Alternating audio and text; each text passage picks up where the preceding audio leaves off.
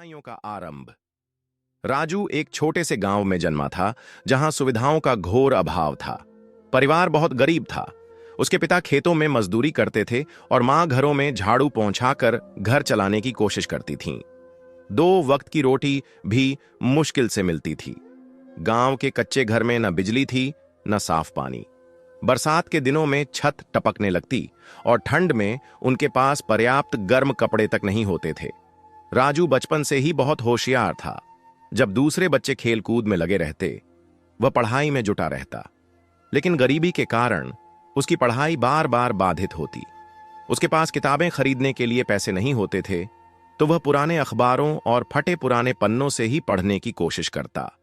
गांव के सरकारी स्कूल में पढ़ाई का स्तर अच्छा नहीं था, लेकिन राजू की लगन और मेहनत के आगे यह सब मायने नहीं रखता था। दूसरा अध्याय, संघर्ष की शुरुआत। जब राजू 10 साल का हुआ, तब उसके पिता बीमार पड़ गए। घर की हालत और भी खराब हो गई। अब घर का सारा बोझ उसकी मां के कंधों पर आ गया। मजबूरी में राजू ने भी काम करना शुरू कर दिया। वह सुबह स्कूल जाता और दोपहर को होटल में बर्तन धोता। रात में वह लालटेन की रोशनी में पढ़ाई करता। कई बार भूखा सोना पड़ता, लेकिन उसने कभी हार नहीं मानी। गांव में कई लोग उसे ताने मारते, पढ़ाई से कुछ नहीं होता, मजदूरी ही करनी पड़ेगी।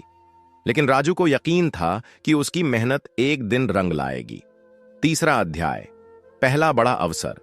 राजू जब 16 साल का हुआ तो उसने हाई स्कूल की परीक्षा टॉप कर ली। यह गांव के लिए बड़ी बात थी।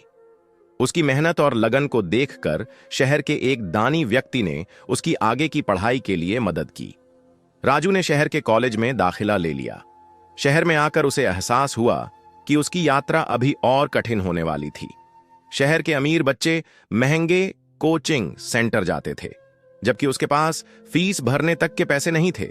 इसलिए वह दिन में एक दुकान पर काम करता और रात में पढ़ाई करता। उसने कभी भी अपनी गरीबी को अपनी कमजोरी नहीं बनने दिया। चौथा अध्याय, बिजनेस का सपना। कॉलेज के दौरान ही राजू को बिजनेस में रुचि होने लगी। उसने देखा कि शहर में लोग ऑनलाइन बिजनेस से लाखों रुपए कमा रहे हैं, लेकिन उसके पास कोई पूंजी नहीं थी। फिर भी उसने हार नहीं मानी और छोटे स्तर पर काम शुरू किया। राजू ने मोबाइल रिपेयरिंग का काम सीखा और अपने कमरे में ही एक छोटी सी दुकान खोल ली। शुरुआत में ग्राहक नहीं आते थे, लेकिन उसकी मेहनत और सस्ते दामों के कारण धीरे धीरे लोग आने लगे। पांचवां अध्याय, सफलता की ओर पहला कदम।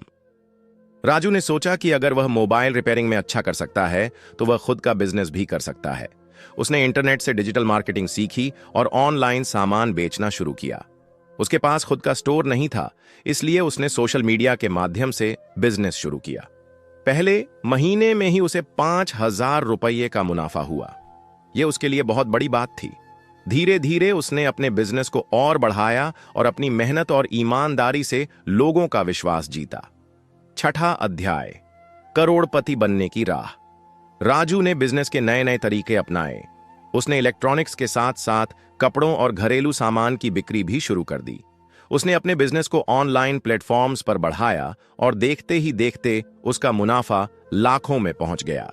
कुछ ही सालों में राजू ने अपनी खुद की कंपनी खोल ली। वह अपने गांव में स्कूल और अस्पताल भी बनवाने लगा, ताकि गरीब बच्चों को भी अच्छी शिक्षा और सुविधाएं मिल सकें। अब वही लोग जो कभी उसे ताने मारते थे, उसकी तारीफ करने लगे। राजू ने यह साबित कर दिया कि मेहनत और लगन से कोई भी गरीबी से निकलकर सफलता की